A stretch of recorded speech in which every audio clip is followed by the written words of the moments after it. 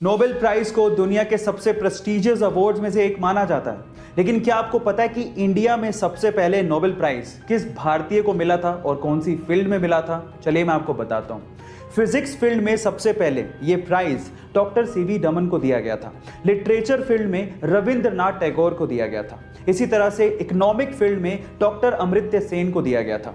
Medicine field में हरगोविंद खुराना को दिया गया था और इसी तरह से पीस फील्ड में सबसे पहले ये प्राइज मदर टेरेसा को दिया गया। इंग्लिश लैंग्वेज में बहुत सारे ऐसे वर्ड्स हैं जिनका मीनिंग सेम होता है, लेकिन उनको यूज करने की जगह अलग अलग होती है। जैसे एग्जाम्पल के तौर पे पहला एग्जाम्पल लेते हैं बाय एंड परचेज का।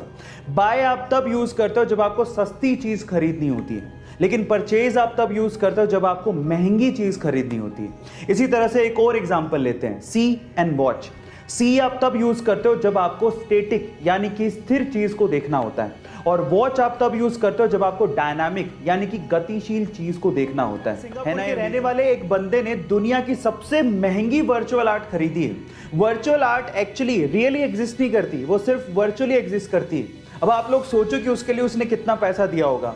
उसके लिए उसने लगभग 70 मिलियन डॉलर्स खर्च किए हैं, यानी कि लगभग 500 करोड़ रुपए। Oh my God.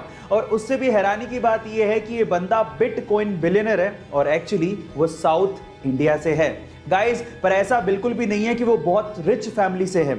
इनिशियली उसके पास खुद के लैपटॉप खरीदने तक के पैसे नहीं थे, फिर उसने बिटकॉइन में $5000 इन्वेस्ट किए और वही $5000 आज बिलियन डॉलर्स में कन्वर्ट हो चुके हैं। गाइस, लोगों का ऐसा मानना है कि राजनीतिज्ञ और भ्रष्टाचार ये एक दूसरे के पर्यायवाची हैं, लेकिन हर राजनीतिज्ञ ऐसा नहीं होता।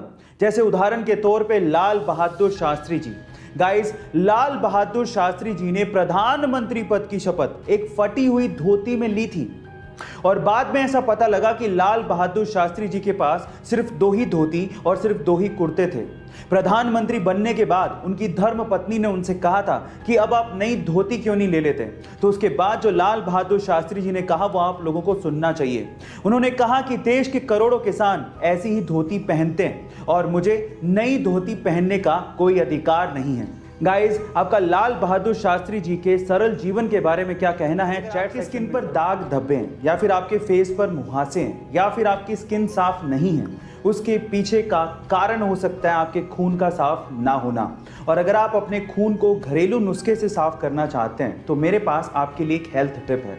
आपको क्या करना है? आपको लगातार 1 महीने तक खाली पेट किशमिश का पानी पीना है। जी हाँ गाइस, किशमिश का पानी यानी कि रेजिन का पानी आपके खून को साफ कर देगा और आपके दाग धब्बे मुहासे सब मिटा देगा। गाइस, ऐसे अमेजिंग हेल्थ टिप्स के लिए यूट्यूब पे हमारे चैनल को सब्सक्राइब कर लीजिए, और अगर आप इंस्टाग्राम पे देख रहे हैं तो मुझे फॉलो करना मत भूलिएगा। मिलता है अगली वीडियो में।